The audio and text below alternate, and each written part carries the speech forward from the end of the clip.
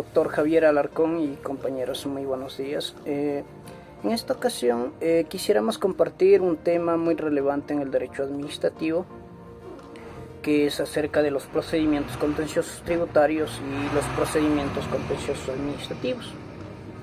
El objetivo de estos procedimientos o la finalidad de estos procedimientos en sí son tutelar los derechos de todas las personas.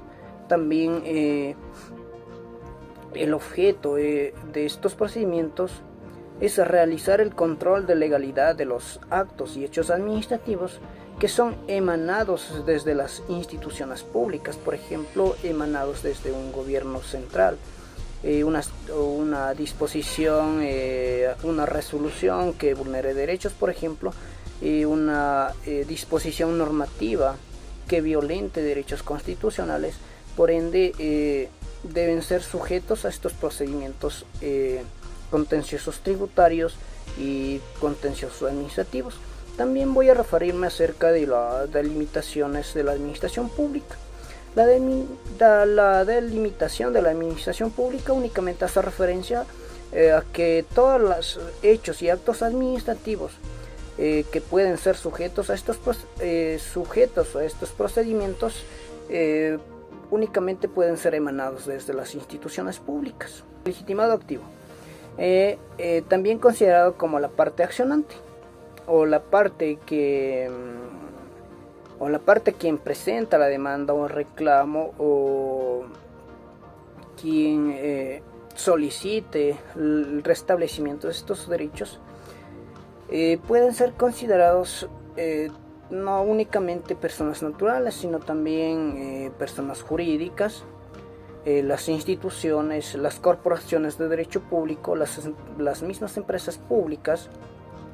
También puede ser considerado como legitimado activo el titular del derecho que haya sido lesionado con estos actos y hechos administrativos. También la persona natural o jurídica quien esté solicitando la reparación del Estado cuando hayan sido lesionados sus derechos.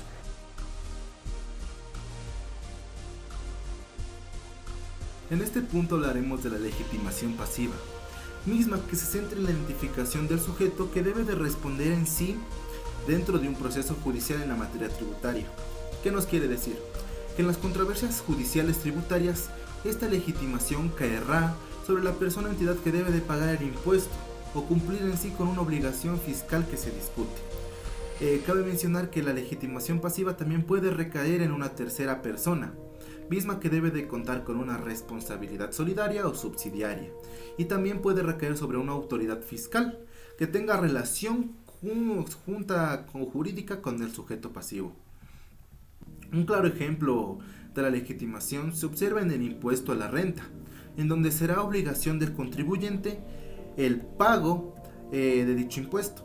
Y si ponemos un ejemplo sobre el IVA, la legitimación pasiva en este caso recaerá sobre el vendedor o proveedor de los bienes o servicios. Cuando hablamos también en sí de la oportunidad para la presentación de la demanda en sí de una controversia tributaria, se debe mencionar que este es un acto procesal que inicia un procedimiento judicial. Pero siempre cabe destacar que no existirá el mismo tiempo plazo para presentar dichas demandas, ya que para el efecto cada situación que existe hay un límite de tiempo estimado.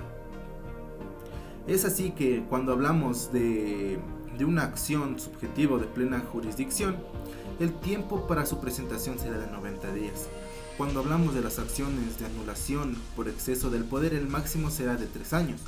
En materia contractual el tiempo será de 5 años contados. En sí también las acciones de impugnación serán en un tiempo o término de 60 días. Y cuando hablamos de secciones de acciones de pago indebido, el tiempo será de 3 años. Pero se debe mencionar también que estos tiempos correrán a partir de la fecha de la expedición del acto. Como tercer punto también hablaremos de los requisitos que deben contener una demanda en este contencioso tributario. Es importante destacar que los requisitos presentes en estas demandas son los mismos en las demás demandas. Es decir, iniciamos con la designación del juzgador. Empezamos también con la identificación tanto de la parte actora como de la parte demandada y sus respectivas defensas. También la narración detallada de los hechos y los fundamentos que respaldan el ejercicio de la acción. También en este punto vamos a ver el anuncio de los medios probatorios, la pretensión clara y precisa que se exige, en sí también la cuantía que acompaña el proceso y el procedimiento en el cual se está ahondando. Se debe tener en cuenta también las firmas de la parte actora junto con su defensor, y como un requisito nuevo que se ha podido visualizar es cuando se adjunta en sí, en este tipo de procedimientos, la copia de la resolución en sí del acto administrativo o del contrato de disposición impugnados. Esto con razón de la fecha de su notificación al interesado y en sí la relación circunstancia del acto hecho impugnado.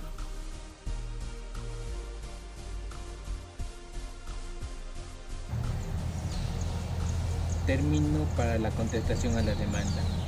Estos se encuentran establecidos en el artículo 309 del COGEP. La contestación a la demanda de las acciones previstas en este capítulo se dan en el término previsto en el Código. La o el demandado estará obligado a acompañar a la contestación de la demanda copia certificada de la resolución o acto de impugnación que se trate y el expediente original que sirve de antecedente y que se halla en el archivo de la dependencia a su cargo. Los medios de prueba aplicables, tal como nos dice el artículo 310.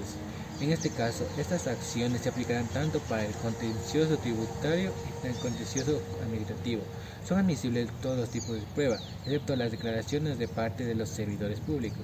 Los informes que emitan las autoridades demandadas por disposición del la o el juzgador sobre los hechos de la materia de controversia no se considerarán declaraciones de parte. Bueno, después de esto entramos a la sección segunda, que es el procedimiento contencioso tributario. Para comenzar, hablaremos del domicilio del la o el actor. Estos se encuentran establecidos en el artículo 318 del COGEP.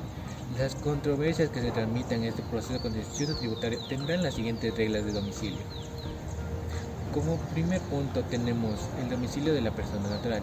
Será la residencia habitual donde se ejerza sus actividades económicas, aquel donde se encuentren sus bienes o produzca el hecho generador de su capital o de sus ingresos. En el segundo punto tenemos el domicilio de la persona jurídica. Será el lugar señalado en el contrato social o en su estatuto, en el lugar en donde se ejerza cualquiera de sus actividades económicas o donde ocurra el hecho generador del capital.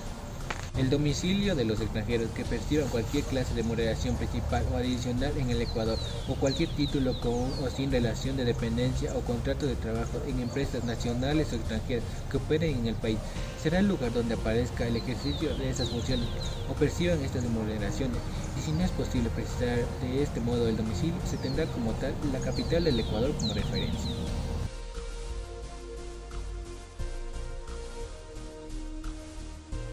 Otro tema importante a tratar es el tema de las acciones que se pueden interponer en el procedimiento contencioso tributario.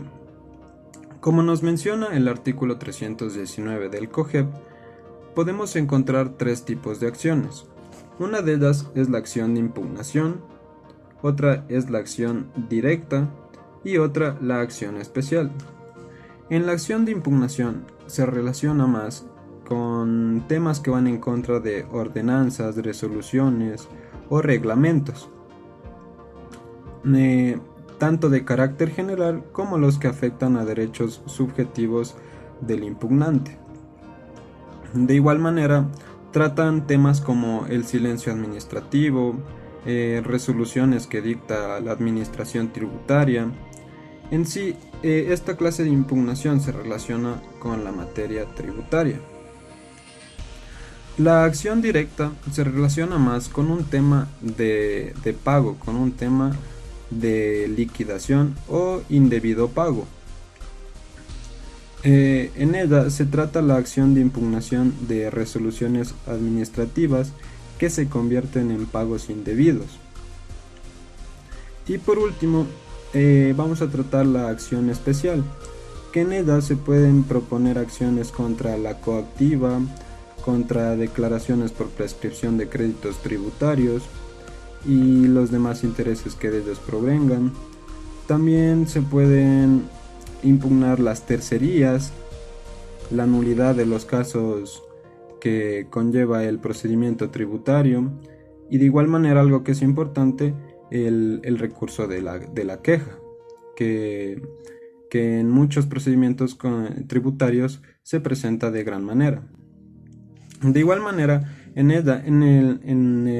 la impugnación especial se trata temas como la nulidad del procedimiento coactivo por créditos tributarios y este tipo de cosas que van en contra se relaciona más con la materia tributaria en sí. Y otra cosa que hay que mencionar es la pluralidad de pretensiones que se pueden interponer en este tipo de impugnaciones. El COGEP nos dice que se pueden interponer varias pretensiones siempre y cuando se refiera al mismo sujeto pasivo y de igual manera a una misma administración tributaria. ¿Por qué nos dice esto? Porque debe existir relación entre la materia.